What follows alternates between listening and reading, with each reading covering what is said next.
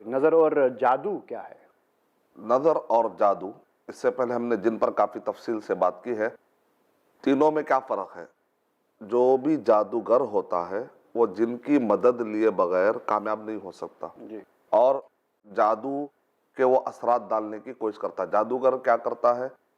جس کے اوپر جادو کرنا ہوتا ہے اس کا پسینہ جا کر جو کپڑے کو لگتا ہے، وہ کپڑے کے دھاگے اور اس انسان کے جو بال ہوتے ہیں، وہ کسی طریقے سے انسان کے جسم کا کوئی نہ کوئی حصہ اٹھا کر یا اس سے چمٹا ہوا کوئی حصہ اٹھا کر لے جا کر، اور خاص طور سے خواتین جو پیریڈ میں ہوتی ہے وہ اپنے پیریڈ کے جو خون کے جو کپڑے ہوتے ہیں وہ کہیں بھی پھینک دیتی۔ تو خاص طور سے ہم کو بتایا گیا کہ کوئی بھی کام کرتے ہیں تو بسم اللہ سے شروع کریں۔ اسی طریقے سے اعوذ باللہ من الشیطان الرجیم، لا حول ولا قوت الا باللہ، اس طریقے سے اگر ہم اذکار میں رہتے ہوئے کام کریں گے تو ہماری کوئی بھی چیز کو لے کر کوئی جادو کرنا چاہے تو اس پہ وہ غلبہ نہیں پا سکتا انشاءاللہ۔ ایک فائدہ یہ ہے، تو اس کو کہتے ہیں ذکر و اذکار کے لاکس لگا دینا پڑے گا ہر جگہ پر انشاءاللہ۔ تو جادوگر کیا کرتا ہے؟ وہ کچھ سامان، کچھ چیزیں انسان سے جڑی ہوئی لے کر وہ پھر جن سے ساز باز اس طریقے سے کرتا ہے کہ جن کی مدد کو لے کر وہ اپنے مقصد تک کامیاب ہونے کی کوشش کرتا ہے۔ لیکن جادوگر کو بذات خود کوئی ایسی طاقت نہیں ہے کہ وہ دنیا میں جو چاہے کر سکتا، ایسی بات نہیں۔ سورہ بقرہ نمبر 2 کے آیت نمبر 102 میں اللہ تعالیٰ ارشاد فرما رہے وَمَا هُمْ بِضَارِّينَ بِهِ مِنْ أَحَدٍ إِلَّا بِإِذْنِ اللَّهِ، وہ کسی کو نقصان پہنچا ہی نہیں سکتے جب تک کہ اللہ کا حکم نہ ہو۔ تو اللہ سبحانہ تعالیٰ نے ہر چیز میں کچھ نقصانات رکھے ہیں، کچھ فائدے رکھے ہیں۔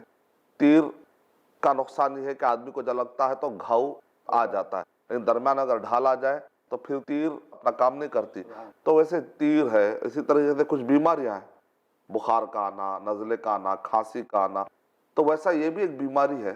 جیسے تیر کا اثر ہوتا ہے، اس بیماری کا اثر بھی انسان پر ہوتا ہے۔ تو اللہ سبحانہ و تعالیٰ نے رکھا ہے، لیکن ان کو ہول اینڈ سول پوری طریقے سے طاقت اور قوت دینے رکھی ہے کہ وہ جو چاہے کرے۔ کئیوں میں سے کچھ لوگ کامیاب ہوتے ہیں۔ تو اس کو ہمارے کہتے ہیں پاس صحت۔ دعا کی دفاع ہے، ہمارے پاس دعا ہے، ہم اس سے مقابلہ کر سکتے ہیں۔ آنے سے پہلے کہ پریکاشنری دعائیں ہیں، آیت الکرسی پڑھتے ہیں، ذکر و اذکار کرتے ہیں، نماز پابندی، قرآن مجید کی تلاوت گھروں میں جا پر ہوتی ہے۔ اور پھر جو نظر بد ہے، ایک آدمی اچھا خاصا ہوتا ہے، اچانک آپ دیکھتے ہیں کہ ڈراؤزی فیل کرنا شروع کر دیتا ہے۔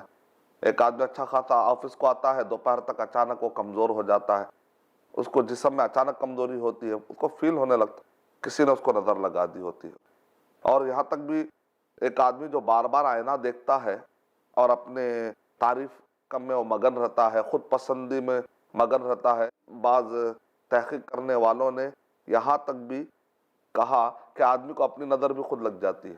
ماں باپ اپنے بچوں کو خود نظر بھی لگا بیٹھتے ہیں۔ تو نظر ہمیشہ حسد کی بنیاد پر ہونا کوئی ضروری نہیں ہے۔ یہ جو نظر ہے اس کے کچھ ایسے اثرات پڑتے ہیں، جیسے لوگ کہتے ہیں بھائی نظر سے کیسے اثر پڑے گا، نظر سے کیسے اثر پڑے گا؟ اب دیکھیں سورج ہے، سورج میں اللہ نے روشنی دی تو وہاں سے وہ زمین تک اس کی گرمی محسوس ہوتی ہے، روشنی بھی محسوس ہوتی ہے، یہاں تک کہ وہ چاند پر روشنی جب پڑتی ہے اس کا ریفلیکشن ہماری زمین تک بھی آتا ہے۔ تو اللہ تعالیٰ نے اثرات رکھے ہیں۔ ایک ڈاکو ہوتا ہے، اس کی نظر الگ ہوتی ہے، شرمیلے آدمی کی نظر الگ ہوتی ہے، نیک آدمی کی نظر الگ ہوتی ہے، برا آدمی جو جھوٹ بولنے والا ہوتا ہے اس کا دیکھنے کا انداز الگ ہوتا ہے، ایک جو مجرم کو پکڑنے کے لیے جو عملہ ہوتا ہے ان کے دیکھنے کا سٹائل الگ ہوتا ہے، چور جو بچ کے بھاگنا چاہتا ہے چوروں کی نظریں الگ ہوتی ہیں۔ یعنی انسان کی نظروں سے پتہ چل جاتا ہے کہ یہ آدمی کس قسم کا ہے۔ تو کچھ تو ہمارے ایکسپیرینس میں بھی بات آتی ہے۔ تو تھوڑا نظر کے اثرات کی حقیقت ہے، نبی اکرم صلی اللہ علیہ وسلم نے ارشاد فرمایا کہ، اور دنیاوی اعتبار سے بھی ہپناٹزم میں کیا کرتے ہیں، اس کو نظروں کے ذریعے سے قید و بند کرنے کی کوشش کی جاتی ہے۔ اس کی کچھ حقیقت ہے، اتنی نہیں ہے جتنا کہ لوگ بڑا چڑھا کر پیش کرتے ہیں، اور بالکل بھی نہیں ہے ہم نہیں کہیں گے، درمیانی بات، توازن والی بات۔